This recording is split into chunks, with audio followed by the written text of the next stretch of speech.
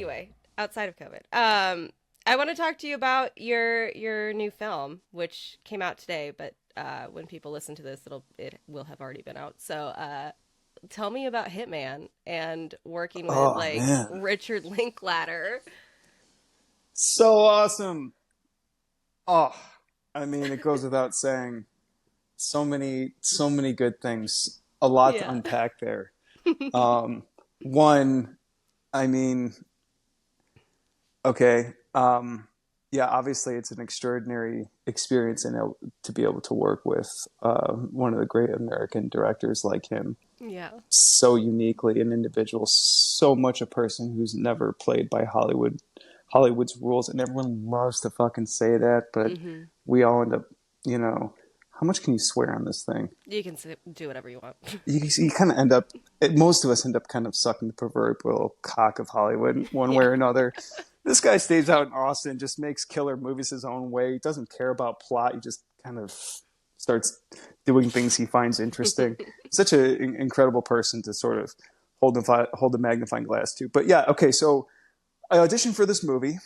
It's called Hitman, going back a couple of years ago, and yeah, this whole experience was super interesting. I auditioned for it.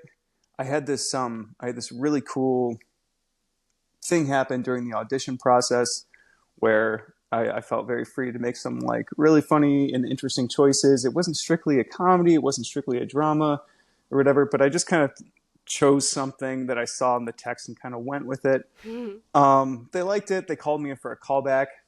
Um, I figured the callback was just Zoom with the casting director because it was the first callback, and I was actually on set in Iowa at the time, and I was just like, okay, yeah, I know the scene or whatever. Wasn't feeling. And I turn on the Zoom, and of course, it's Richard Linklater and Glen Powell Oh my God. right there, and I was like, all right, holy shit, cool.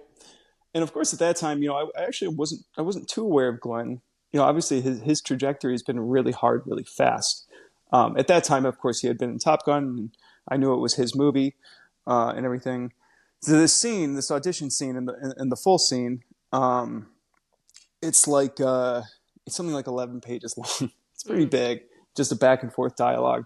Oof. Uh, so I do it with Glenn, and I don't, and I kind of felt compelled to improvise, so I kind of did, and and it was just and it hit pretty hard. And Glenn was just he finishes the scene, and Glenn has this whole movie or whatever he's doing reads with people with, so obviously I'm off book and he's not.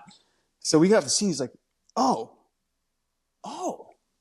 Hey, he's like, Rick, let's do this again. He's like, Glenn's like building me up. He's like, dude, you fucking smoked it. You're a stud. He's like making me feel all kinds of good about myself, which I need. I'm Don't we sorry, I all? do. We Sometimes I, all. I really, really need. So I'm like kind of feeling jacked up. He's like, Glenn's like, all right, now that I know you're doing all this shit, all right, no, let's do this again. He kind of takes the script, kind of throws it away, and we're improvising or whatever, and it just goes great. It kind of goes, how callbacks generally suck, and you kind of Hmm. feel like you sucked at them, like you Hmm. just blew it, because we usually do. I don't know. Maybe that's just me. I get a call a couple days later that I booked it, and I was like, yeah, that's awesome.